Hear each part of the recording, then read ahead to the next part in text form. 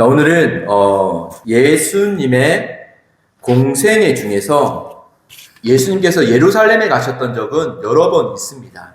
그런데 오늘 예루살렘에 가신 배경은 이제 예수님이 마지막으로 십자가에서 자신이 하나님의 뜻인 그 십자가를 이루시기 위하여 십자가를 준비하시는 과정 가운데 있는 예루살렘의 입성 장면입니다. 이것은 마치 예수님이 공생애를 마무리하시는 그 마지막 여정을 보여주는 장면이다 할 수 있습니다.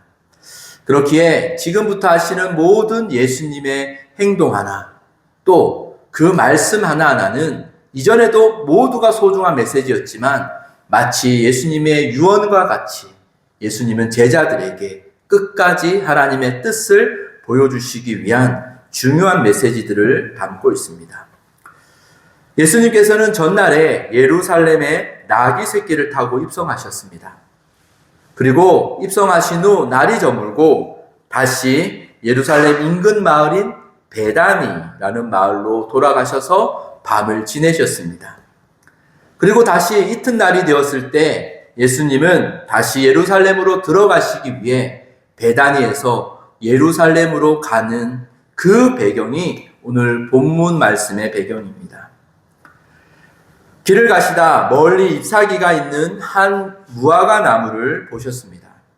예수님께서는 시장하셨기에 그 무화과 나무에게 열매가 있을까 하여 가까이 가셨습니다.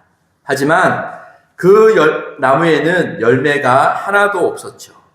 성경은 이 열매가 없는 이유를 당신은 무화과의 때가 아니었기 때문이다 라고 그렇게 증언합니다. 무화과 나무가 열매 맺는 때가 아니기에 열매가 없는 것은 어쩌면 너무나 당연한 일이죠. 그런데 예수님께서는 마치 우리가 생각하기엔 너무나 당연한 이 일에 대해 예수님께서는 조금 이해하기 어려운 말씀을 하십니다. 14절이죠. 예수님께서 나무에게 말씀하여 이르시되 이제부터 영원토록 사람이 내게서 열매를 따먹지 못하리라 하시니 제자들이 이를 듣더라 라고 말합니다. 왜 이런 말씀을 하셨는지 사실 저희가 함부로 이해하기가 어렵습니다. 그런데 이 무화과 나무를 통해서 준비되어야 하는 것에 대한 권면을 하신 것이다 라는 생각이 듭니다. 우리는 예수님께서 오신다라는 것은 모두가 알고 있는 사실입니다. 그런데 예수님께서는 언제 오실지, 어떻게 오실지 우리는 아무도 모르죠. 하지만 우리는 예수님을 맞을 준비를 해야 한다라는 것이 예수님께서 제자들과 성경을 통하여 오늘 우리에게 하시는 그 권면입니다. 예수님의 오심을 준비하고 기다리는 것, 마지막 시대를 살아가는 우리의 사명임을 오늘 무화과 나무를 통하여 우리에게 말씀하시는 것 같습니다. 동시에 열매를 맺지 못하는 삶에 대해서도 우리에게 경고를 하시죠. 앞서 말했듯 이 무화과 나무의 말씀은 우리의 생각과 우리의 상식으로 이해하기 어려운 난해한 말씀이에요. 그럼에도 오늘 우리가 본문을 통하여 주목해야 될 그 하나님의 말씀은 예수님의 말씀대로 그대로 된다라는 사실입니다.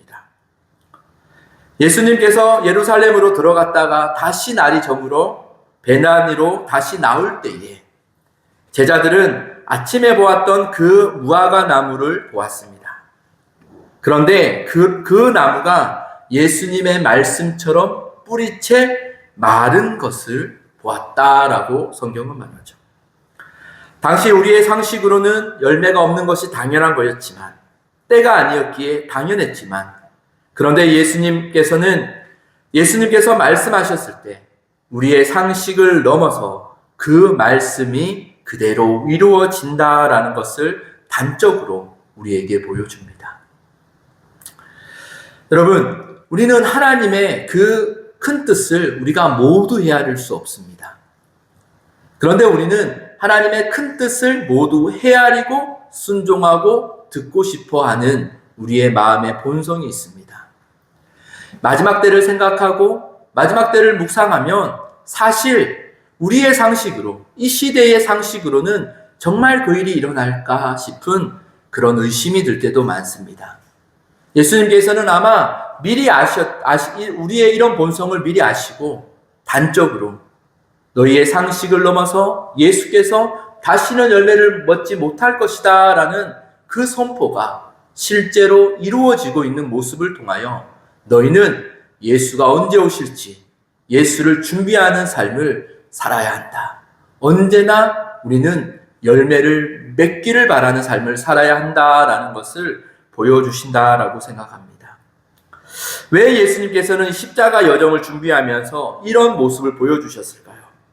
어쩌면 예수님께서는 이 마지막 시대, 예수가 말씀 그 자체이신 예수, 그리고 하나님의 말씀이 이 시대는 의심되고 또 그대로 받아들여지지 않는 이런 시대가 오실 거다라는 것을 아셨기 때문이 아닐까요? 저는 교회를 개척하고 성도들에게 여러 번 강조하는 게 있습니다. 우리에게 가장 중요한 것은 하나님이 우리에게 주신 이 말씀을 우리가 어떻게 받아들이고 있냐가 가장 중요하다라고 저는 생각하고 여러 번 권면을 드리기도 했습니다. 오늘날 성경은 많은 도전을 받고 있습니다. 그중 하나는 이성적이라는 프레임으로 하나님의 말씀을 우리가 그대로 믿기보단 우리의 상식과 우리의 이해의 수준으로 그 말씀을 판단하고 이해하려는 그 영적인 본성이 우리 가운데 있다라는 것이죠. 그리고 오늘날 우리는 하나님의 말씀을 그대로 믿으려고 하면 세상으로부터 손가락질을 당할 때가 많고 무시를 당할 때가 많은 시대입니다. 그렇게 특별히 더 우리의 다음 세대들은 이 세대는 하나님의 말씀을 마치 자신만이 가진 그 프레임이라는 필터에 걸러서 자신의 생각으로 재해석하는 시대에 우리는 살고 있죠. 예수님께서는 어쩌면 마지막 때에 이런 때가 오실 것을 아시고 예수님의 말씀이 우리의 상식과 이해를 넘어 그대로 이루어지고 있음을 우리에게 강조하고 있는 것은 아닌가 하는 생각을 하게 됩니다. 예수님이 이 세상을 향해 그리고 이 시대를 향해 말씀하셨던 그 말씀 또한 우리에게 반드시 그대로 이루어질 것입니다. 이 사실을 기억하고 우리는 항상 우리의 마음에 예수님의 말씀이 이루어질 것이다 라는 이 마음을 품으며 예수님의 말씀에 우리의 삶과 생각과 모든 것들을 복종시키며 그렇게 살아가려는 믿음의 훈련과 믿음의 태도를 가지고 우리는 살아가야 합니다. 오늘날 제가 어느 정도 확신하건대 우리의 신앙이 갈라지는 것은 이제는 하나님의 말씀이 그대로 이루어질 것이다 라는 것을 믿을 수 있냐 아니면 믿지 못하냐의 차이가 오늘날 마지막 시대의 신앙을 갈라놓는 핵심적인 그 기준이 될 것입니다. 이럴 때에 우리는 하나님의 말씀을 하나님의 말씀으로 받아들이고 우리가 말씀으로 시대를 준비하는 저와 여러분이 되었으면 좋겠습니다. 이렇게 다시 예루살렘으로 예수님이 입성하셨습니다. 그리고 예수님이 향하신 첫 걸음은 바로 성전이었습니다. 그리고 예수님께서는 성전 안에서 매매하는 자들을 내쫓으시며 돈 바꾸는 자들의 상과 비둘기 파는 자들의 의자를 둘러 엎으셨다라고 말합니다. 그리고 아무나 물건을 가지고 성전 안으로 지나다님을 허락하지 않으셨다라고 그렇게 말하죠. 이 말씀은 단지 교회 안에 잡상인들을 내쫓으신 사건이 아닙니다. 여러분, 당시에는 이 성전 안에는 매매가 허락된 합법적인 사람들이 있었습니다.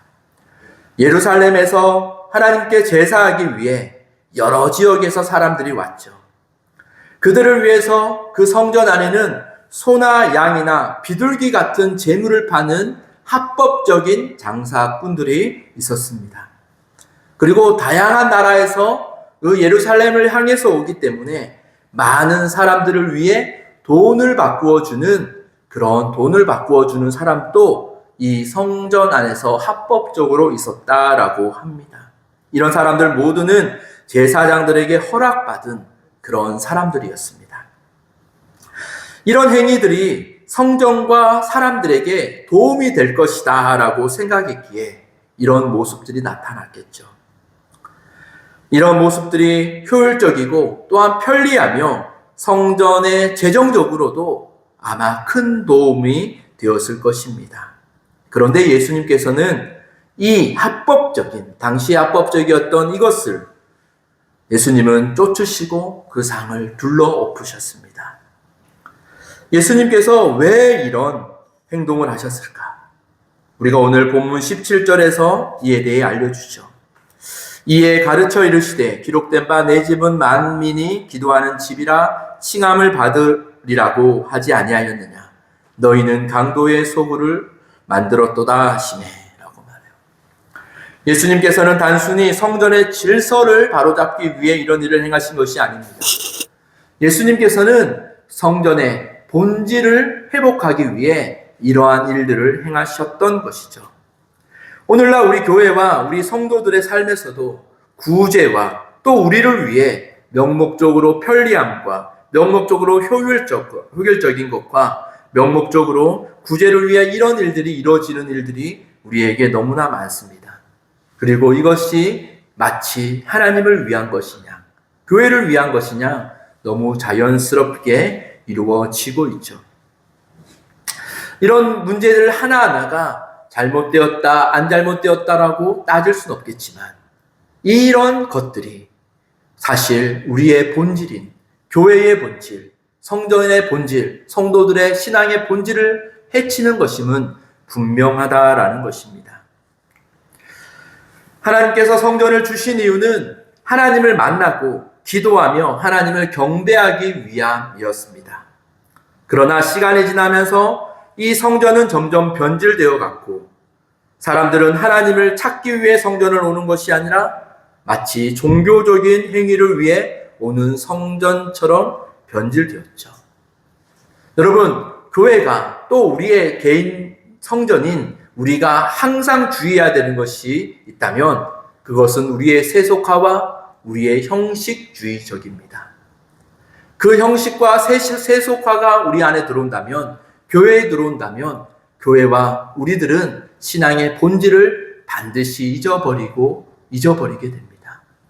우리는 이런 효율성과 편리함을 따지면서 이것들이 교회의 본질에 도움이 될 것이다 라는 선한 마음에 그 일들을 할지는 모르지만 사실 그 일들로 인하여 교회는 본질을 잊어버리고 무너지는 때가 많죠. 그렇게 교회 공동체가 변질되고 무너지면 성도들의 삶이, 성도들의 신앙이 그 안에서 모호해지고 그 안에서 조금씩 곁길로 빠져들게 되고 결국 결정적으로 하나님의 부르시는 그 순간적인 하나님의 때에 우리는 하나님이 아닌 세상의 것을 선택하며 곁길로 빠질 수밖에 없는 악순환의 고리가 이어진다라는 것이죠. 변질된 교회의 모습과 성도의 삶 가운데 누군가 하나님의 구원을 입은 자들, 다음 세대들이 그 복음의 대를 잇기 위하여 들어온다면 그 변질된 곳에서는 결코 다음 세대가 이어지지 않죠. 오늘 우리는 교회의 회복과 우리 성도들의 신앙을 바로잡아야 되는 이때에 우리는 이런 악순환을 끊기 위한 삶을 살아야 됩니다. 그것이 무엇이냐면 예수께서 앞서 극단적으로 우리에게 보여주셨던 하나님의 말씀을 그대로 믿고 그 말씀대로만 살려는 그런 신앙의 태도, 신앙의 자세다라고 생각합니다. 그래서 예수님께서는 평소 예수님이 보여주신 모습과는 달리 매우 강경한 모습으로 성전을 정결하게 하셨습니다. 그만큼 이것이 우리에게 중요하기 때문입니다. 여러분, 본질을 잃어버리면요, 말라버리게 됩니다. 우리가 20절 말씀을 한번 읽어보면요. 그들이 아침에 지나갈 때에 무화과 나무가 뿌리채 마른 것을 보고라고 말합니다. 예수님의 오심을 준비하지 않고 열매 없는 사람들의 그 최후의 결과가 이처럼 말라버린다라는 거예요. 신앙의 본질이 상하면 결과는 말라버립니다. 뿌리가 마르면요, 당장 그것이 표시가 나진 않습니다. 만약 뿌리보다 잎이 먼저 마르면 우리는 우리는 잎이 마름을 보고 뿌리가 죽을 수도 있겠다라고 예측할 수 있죠. 그런데 아쉽게도 잎이 먼저 마르는 것보다 뿌리가 먼저 말라버립니다. 뿌리가 말라 죽어가면 그 결과로 잎이 말라지기 시작하죠. 그런데 우리는 그 잎이 마른 그것을 보고 그제서야 우리는 살아나려고 물을 주고 한다면 사실 살아날 수도 있지만 뿌리가 이미 죽어버린 경우가 많다라는 겁니다. 겉으로는 당장은 활발하고 떠들썩하고 뭔가 살아있는 것 같습니다. 그러나 실상 뿌리가 마르면 죽어버립니다. 사랑하는 여러분, 이 말씀은 단순히 2000년 전 예루살렘 성전에 대한 이야기가 아닙니다. 오늘 우리에게도 매우 중요한 질문을 던지고 있는 말씀입니다. 우리의 신앙은 무엇을 향하고 있습니까? 우리의 신앙이 우리의 삶에, 내 중심에 내가 원하는 그런 내 본성을 따르고 있습니까? 아니면 우리의 신앙이 내 본성을 거스르고 하나님의 말씀을 통하여 말씀하신 신앙의 본질을 추구하는 그런 삶을 살아가고 있습니까? 예배는 드리지만 마음은 하나님께 있지 않고 우리가 기도의 자리에 나오지만 형식적으로 기도하고 있지는 않는지, 우리의 신앙이 단지 주일에만 머무르고 있지는 않는지 우리의 신앙을 다시 돌아보아야 할 때입니다. 성전의 본질은 기도하는 집이다라고 말합니다. 여러분, 오늘날 성전이 어디입니까? 오늘날 성전이 교회입니까? 교회는 아니죠. 오늘날 성전은 우리가 성령님이 우리 안에 거하시겠다 약속하신 우리가 성전이다라고 성경은 말씀하십니다. 그런데 여러분들, 우리의 이 성전인 우리에게 지금 무슨 일이 일어나고 있습니까? 하나님이 이렇게 죄 많고 자격 없는 우리를 성전 삼아주신 이유는 하나님이 우리와 함께 하시기 위함입니다. 그런데 우리는 하나님의 성전인 우리의 삶을, 우리 안에 계신 성령님을 우리는 어떻게 취급하고 있는지 돌아보아야 합니다. 당시 예루살렘 성전의 모습처럼 하나님을 위한다라는 명목하에 우리는 하나님이 아닌 세상의 것들을 성령님과 함께 채워놓고 있지는 않습니까? 오늘 2000년 전 예수께서 성전을 엎으시며 세상의 것들을 내보내셨듯이 오늘 우리의 성전에도 그동안 우리가 붙잡고 있던 세상의 것들을 내어보내는 그 은혜가 있기를 간절히 소망합니다. 그리고 그 모든 사건의 배경 속에는 결국 예수께서 십자가로 가셨다라는 것을 기억하십시오. 우리가 우리 안에 세상의 것들을 내어 쫓는 것들을 우리는 우리의 힘으로 할 수는 없지만 십자가를 바라볼 때 그 십자가에서 이루신 구속의 은혜와 그 예수 그리스도의 능력으로 우리는 할 수 있음을 기억하십시오. 십자가를 통해 하나님과 인간 사이의 담이 허물어지고 참된 예배의 길을 열어주셨습니다. 그리고 십자가를 통해 이제 우리는 하나님께 나아가 기도하게 되고 경배할 수 있는 은혜가 얻게 되었죠. 그리고 십자가를 통해 이렇게 더럽고 추악하고 죄 많은 우리 마음이 하나님의 성전이 되는 그 은혜가 부어진 것이죠. 그래서 오늘 우리가 중요한 질문을 해야 되는 것은 나는 하나님을 향한 참된 경배의 자리에 서 있는가라는 거예요. 여러분, 우리가 금요일 저녁에 나누었듯 오늘 이 시대에 우리의 마음을 빼앗고 오늘 이 시대는 이제 영적인 전쟁을 하는 시대라고 나누었죠. 사탄의 권세와 하나님의 자녀들의 권세, 사탄의 권세를 받은 그 짐승들이 활동하는 시대와 하나님께 권세를 받은 교회와 성도들의 그 영적인 싸움이 마지막 시대의 일이다. 지금 우리의 삶이다라고 우리는 나누었습니다. 그때에 이 짐승들의 목적은 단 하나였습니다. 성경에 의하면 우리가 하나님께 경배하는 것을 빼앗기 위함이 사탄의 목적이다라고 계시록에서 말했죠.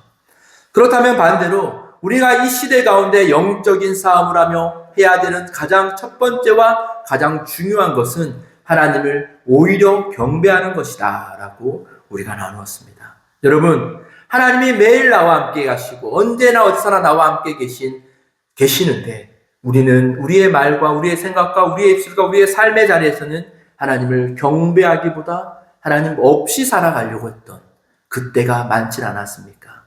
그렇게 우리는 우리의 생각과 우리의 마음을 이제 돌이켜 하나님을 경배하는 입술로 하나님을 찬양하는 마음으로 우리의 삶을 만들어 가야 합니다. 여러분, 우리의 신앙, 우리의 신앙의 뿌리가 살아있는지 말랐는지 여러분 어떻게 알 수 있을까요? 오늘 이 시간 이것을 점검해보는 시간 되기를 원합니다. 그중 이 점검하는 방법 중 하나는요, 열매를 통해서 알 수 있습니다. 진정한 신앙은 열매를 맺는 신앙입니다. 마태복음 7장 16절에 보면요, 그들의 열매로 알지니라고 예수님은 말씀하셨습니다. 가시나무에서 포도를 낼 수가 없고요, 엉겅퀴에서 무화과를 딸 수 없다라고 성경은 말씀하십니다. 우리의 신앙과 삶의 열매가 없다면 우리의 신앙의 뿌리가 말라가고 있다라는 것을 거실 수 있습니다. 그렇게 우리는 항상 이 뿌리를 보호하고 보존해야 됩니다. 여러분, 순서가 바뀌어서는 안 됩니다. 우리가 열매 없는 삶이 내 삶의 열매가 부족하다고 하여 우리는 열매 맺기에 힘쓰려는 삶으로 다가간다면 자칫 우리는 지쳐 떨어질 때가 많죠. 그래서 우리가 오늘날 우리 신앙을 보면 열심으로 많이 달려가지만 결국 지쳐 포기하고 떨어져 힘들어할 때가 많이 있습니다. 여러분, 우리는 모두 열매 맺는 삶이 되어야 합니다. 기도와 말씀과 예배의 삶으로 날마다 하나님 앞에 하나님이 주시는 그 생수를 공급받아야 됩니다. 우리의 신앙의 뿌리에 그 하나님이 물된 동산과 같은 그 은혜가 있을 때에 우리의 뿌리는 마르지 않아요. 그 뿌리가 살아난다면 그 열매는 마땅히 우리를 통하여 나타날 겁니다. 우리를 통하여 어떤 열매를 맺어질지 우리는 모릅니다. 그 열매가 자라나 봐야 알 수 있는 거죠. 그런데 때로는 또 우리는 우리가 원하는 열매를 맺고 싶어 하기도 하죠. 그러나 여러분, 우리의 삶이 이제 하나님 안에 그 신앙의 본질에만 가득해지길 원합니다. 그리고 우리를 통하여 하나님이 어떤 열매를 맺으시고 우리의 길을 어떻게 인도하시고 이 시대를 어떻게 흘러가게 하실지 우리는 마땅히 우리가 드릴 하나님에 대한 경배와 찬양과 간구와 이 시대를 통한 보고와 그런 우리의 신앙을 해가며 그 열매를 바라보는 저와 여러분 되기를 원합니다. 그렇게 오늘 말씀을 통해 권면합니다. 여러분의 삶 가운데서 하나님께 기도하며 예배하며 말씀으로 살아가는 삶을 결단하십시오. 이것이 우리의 뿌리를 살리는 길이고 하나님이 우리에게 정해주신 그 방법이기 때문입니다. 다른 것으로 우리의 뿌리를 살아날 수 없습니다. 왜냐하면 하나님은 성경을 통하여 이것을 하나님의 방편으로 우리에게 주셨기 때문입니다. 그렇게 우리가 말씀에 순종하며 그 자리들을 결단하며 나아가십시오. 성령님으로 인하여 끊임없이 공급하시는 은혜의 그 물이 성령의 물을 통하여 계속해서 공급받는 그 길이 우리를 자라게 하고 우리를 살아나게 할 것입니다. 그리고 결국 하나님께서 예비하신 거룩한 열매를 맺는 삶으로 우리의 삶이 변화될 것입니다. 이제 말씀을 마치고 우리가 함께 잠시 기도할 때 하나님께 물으십시오. 하나님, 나의 삶에, 지금 내 삶에 어떠한 시간들을, 어떠한 방법으로 어떻게 하나님께 드리길 원하십니까? 그렇게 물으며 하나님이 만약 내 삶에 어떠한 감동을 주신다면 우리가 아멘하며 하나님, 그렇게 살아보겠습니다. 내 삶을 구별하여 그렇게 하나님께 드려보겠습니다. 라고 그렇게 결단해 보는 저희들 되기를 원합니다. 사랑하는 여러분, 주님께서 다시 오실 날을 기다리며 형식적인 신앙이 아니라 진심으로 하나님을 예배하며 또한 기뻐하며 경배의 자로 이 세상을 이기는 저와 여러분 되기를 소망합니다.